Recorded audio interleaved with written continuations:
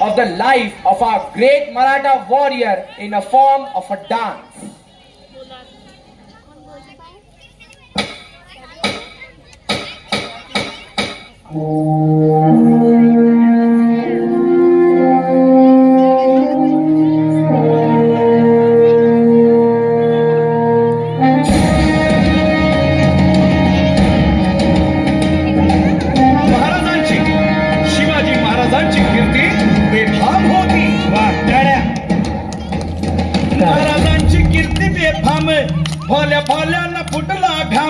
याला कोण घालेल यस्सेने दरबारी पुस्ती बेगम बडी बेगम म्हणजे अली आदिल शहाची आई बर का. नजर येत तिच्या अंगार दरबार झाला गपगार कुणी घेईना पुढाकार साऱ्यांनीच मानली हार. इतक्यात अचानक एक सरदार उठला बोलला मैं लाऊंगा शिवाजी को. आणि त्यानं विडा उचलला. नाव त्याचं अफजल खान चिता जागताच मुसहिताने कान बोलला छाती ठोकून शिवबाला टाकतो चिरडून. वाटेत भेटेल त्याला चिरडी ठेचीत खानाची सेना निघाली. धावण उठली देवळं उद्ध्वस्त केली आया बहिणीची आबरू लुटली. कोण रोखणार हे वादळ. आता शिवबाचं काय खरं नाही. इकडं निजाम तिकडं मोगल पलीकडं इंग्रज जो तो हेच बोलू लागला. राजाची सेना मुठभर खानाला कसा ठोकणार काय लढवावा हुन्नर चिंतेत बंद सरदार. पण आई जिजाऊ काय म्हणाल्या. शिवबा केवळ आमचा पुत्र नाही तर अवघ्या मराठी जनांचा स्वाभिमान आहे. या मातेने आपला पुत्र गमावला तरी बेहत्ता परंतु लहानपणी पळून जाऊन या मराठी मुलखाचा स्वाभिमान गमावता कामा नये. अशा वाघिणीचा छावा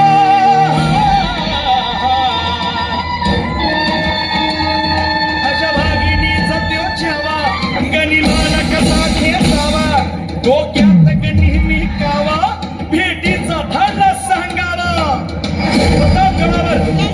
प्रतापगडावर आमने सामने भेटीचा सांगावा खानाने हसत हसत कबूल केला.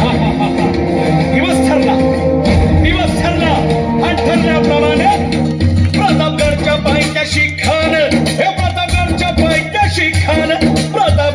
पायथ्याशी खान खान बेगुमान नाही त्याला जाण. शिवाजी राजाच्या करामतीची आणि त्यासी नाही जाणीव शक्तीची आणि करील काही कर्माला युक्तीची.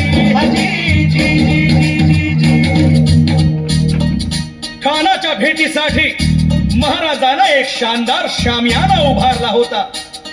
भेटीसाठी छान उभारीला नक्षीदार शामियान्याला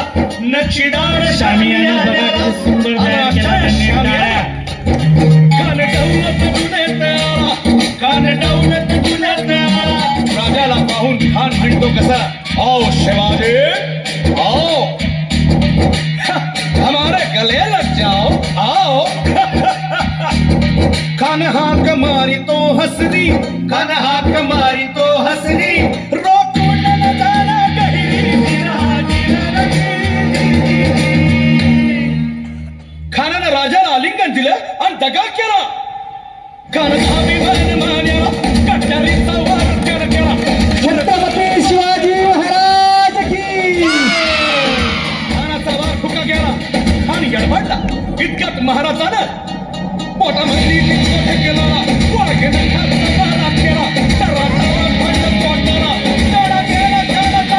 छत्रपती शिवाजी महाराज की. प्रतापगडचे युद्ध झाले